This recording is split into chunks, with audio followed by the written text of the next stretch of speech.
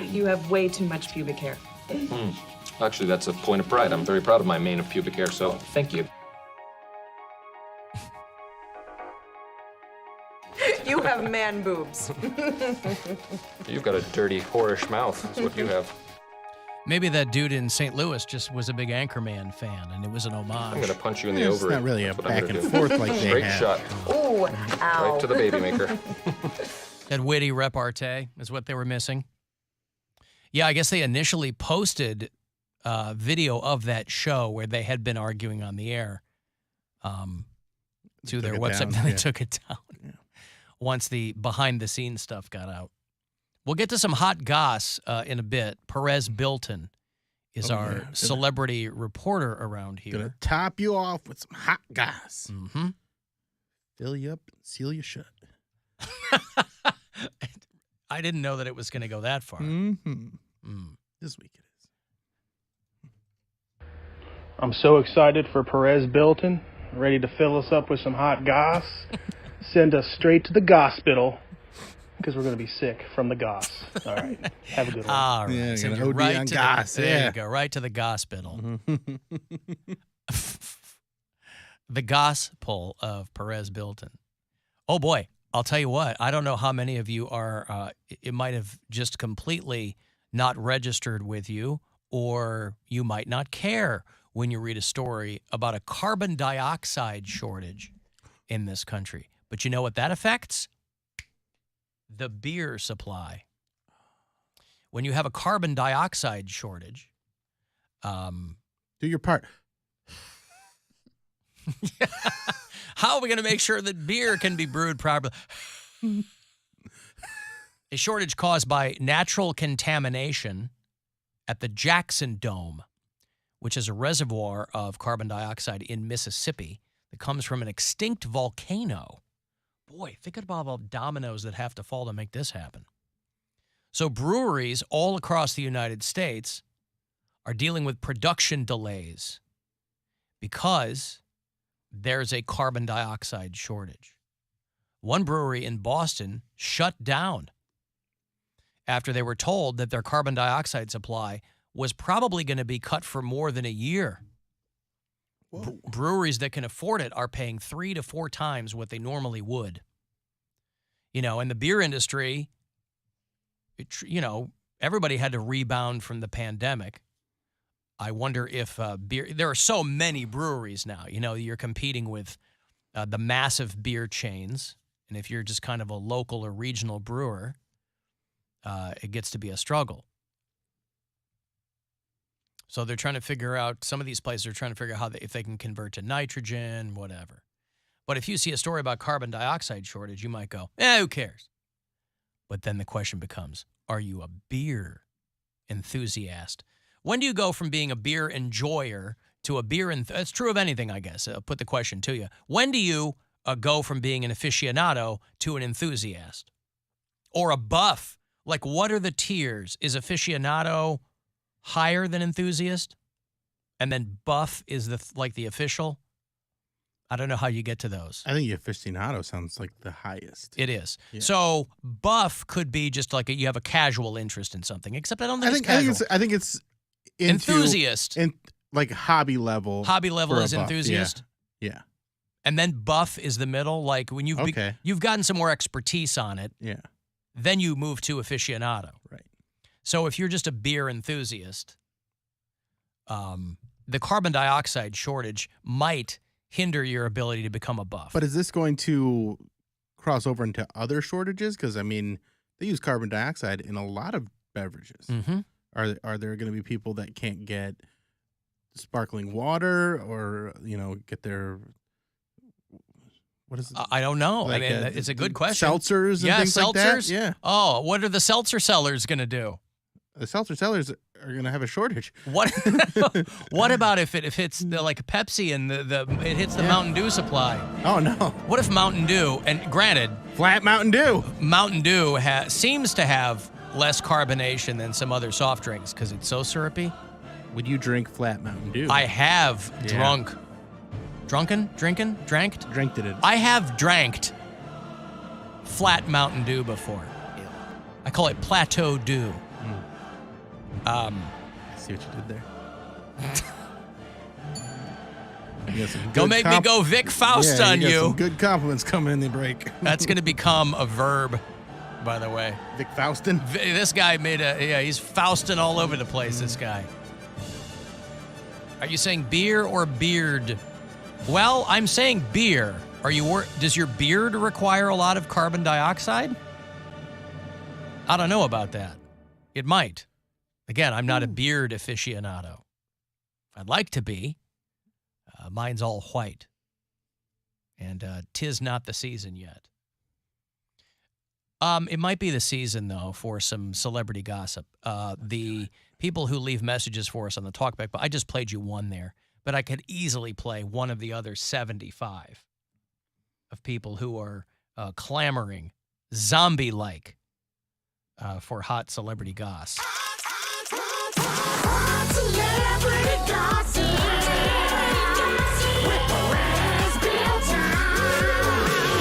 This is Hot Celebrity Gossip with Perez, Bilton. Ooh. Oh, exciting. How are all my little goss guzzling Bilton babies doing today? I got a nice load for you. It's getting weirder. It's just developing. That's all it is. It's evolving, as Yes, Poundcake would say. Adam Sandler, the Sandman, is in the news because he's been seen walking around with a cane, and people were nervous that he was in some sort of accident, but no, he just had a hip surgery. It was scheduled. He'll be just fine. He's going on tour this October doing some stand-up dates, and there's nothing to worry about.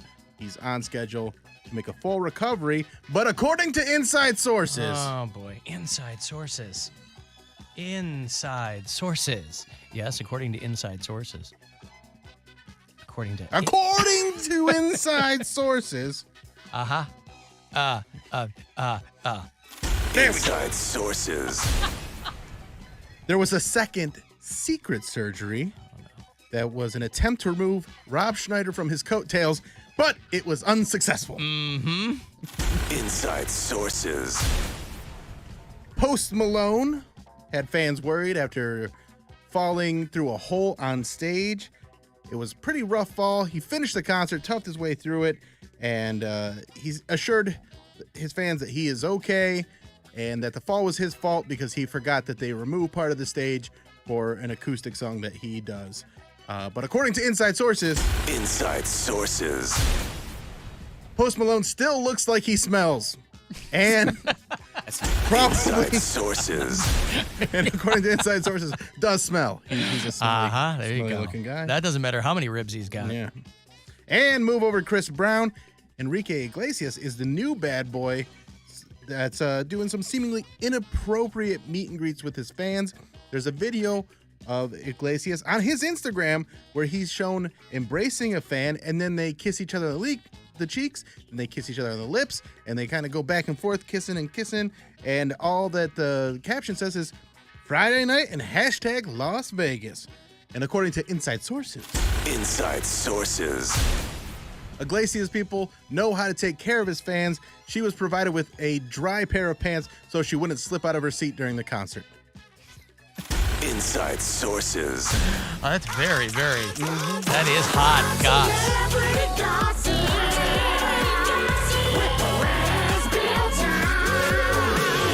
This is Hot Celebrity Gossip with Perez, Bilton. Ooh. You see, Mary, Inside sources. Enrique Iglesias is so attractive that the girl No, I get it. was I just get it. Yep. gushing Gushy. all over the place. So had to provide her with Yep, some yep. drier pants Yes. so she wouldn't. Be gushy. Yes. I was really worried that Post Malone was going to end up canceling a whole bunch of dates. He says he's not going to, but who knows what his doctors will tell him? Because my graduation present to my daughter was tickets for Post Malone in Detroit. Aren't you going to that? That's soon? October the 1st. Yeah, we're going. He's here next Tuesday. That's the present I got my boyfriend for his birthday. So you've got, if he cancels dates, you've got even a bigger concern than I do. Yeah, it's next Tuesday. It's the 27th. And I have no backup plan. I did not get a different. Oh, I don't birthday either. gift. I Yeah. know. I dropped some coin on these Post Malone tickets for my daughter. So, I mean, obviously he reschedules these things, but he said, because he fractured like 4 ribs or something. That video is wild. It's a rough fall. It's rough. It's oof. He's That's the insane, thing but he with finished it out. these artists. They come up. We saw Billie Eilish in Detroit last winter. She comes up from a hole in the floor. A lot of these artists do that, where there's like a pneumatic device or something, that like a little platform shoots them up. That's their entrance. They don't come from behind a curtain, shoots them up. And if they don't close that thing, It can be a danger. a very, very dangerous thing. I wasn't sure if you were going to talk about Bhad Bhabie. Remember Bhad Bhabie? I didn't see the Bhad Bhabie story.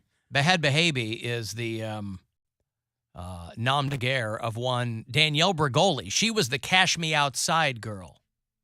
And everybody gave her a hard time for a while, and I think everybody came to the conclusion that she and her mom were kind of putting the whole thing together when she was on Dr. Phil a few years ago, and she was 15 years old.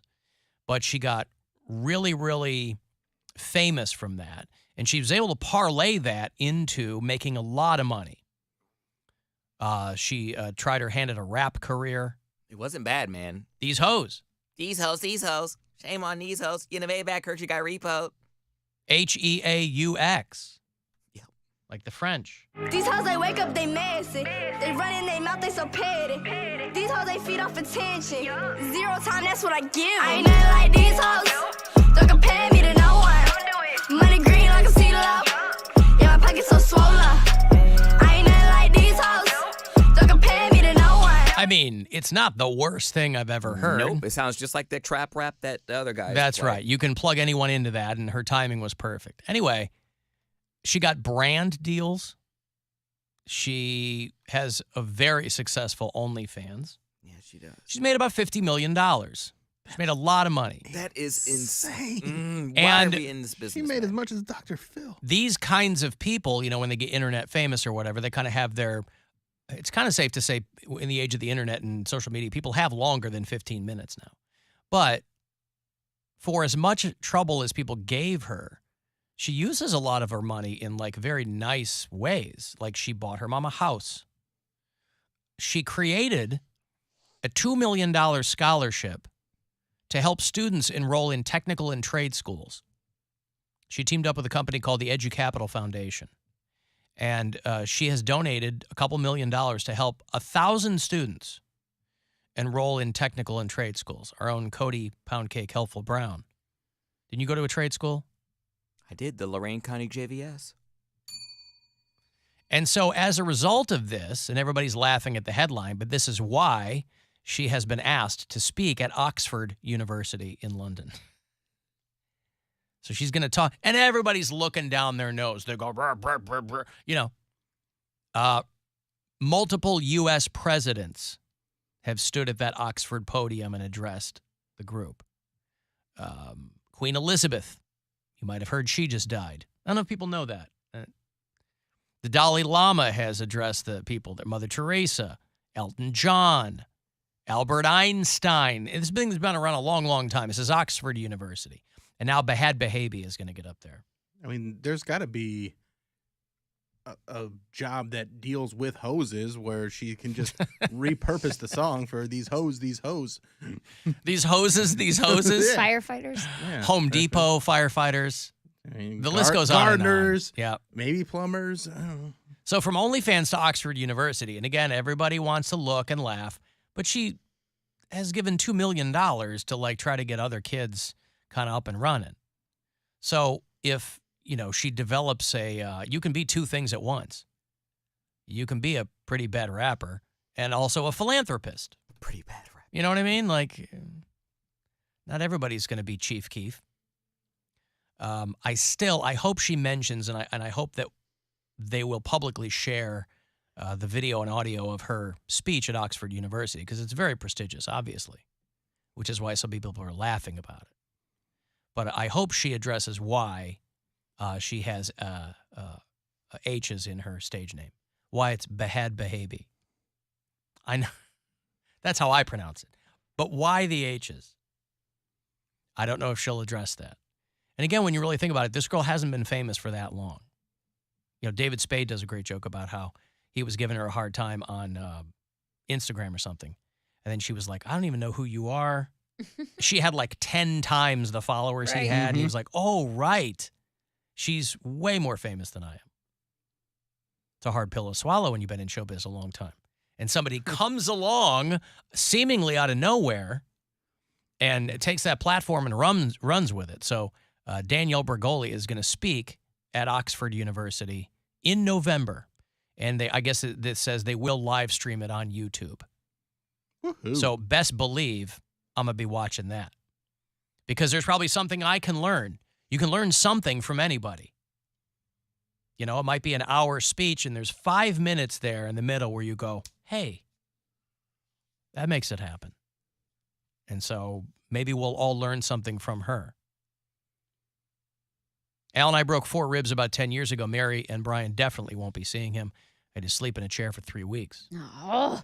Hey, Zach De La Roca's up there. He, you know, I mean... and they had to cancel the European part of the tour, but... Yeah. We'll Dave Grohl broke his leg. He's up there. Remember, though, charitable donations are deductible up to 60% of your income, so it's a shrewd tax move. Yeah, fine. That's fine. Everybody likes to knock down philanthropy because it's a tax dodge. It's like the guy that sold Patagonia, right? Big story last week is that the CEO of Patagonia essentially donated the company to this trust that his family would run.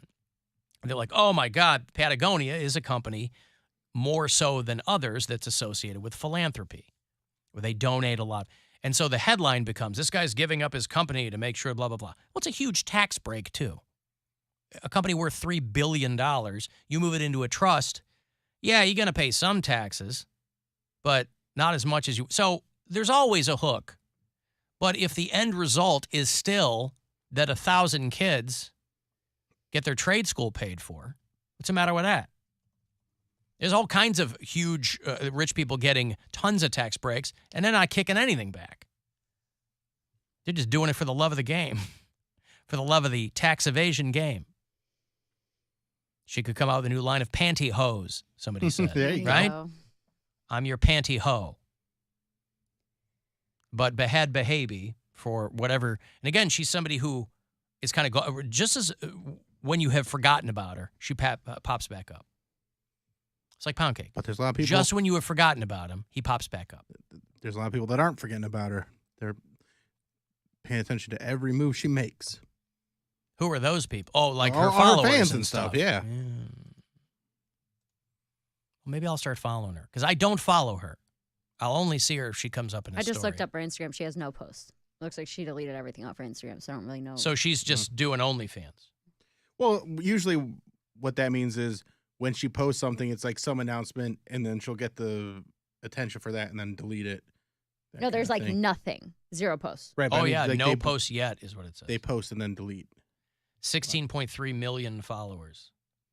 Well, that's beautiful. That's more than the state of Ohio. She's got a lot on TikTok, though. Mostly naked, but that's good. Yeah, All right, that's fine, more. I'll look at it. All right, yeah. Chuck Yeager broke his ribs just before he became the first man to break the sound barrier. Yeah, but he broke the sound barrier by going, ow, my ribs. Oh, some big compliments coming your way. Well, first let me go to a break, and then we'll yell at each other again. Yell some compliments at each other. Hey, do you like Five Finger Death Punch? Do you like Megadeth? Do you like a whole bunch of other rock and roll bands? They're all coming through. I'll have tickets for you when we come back.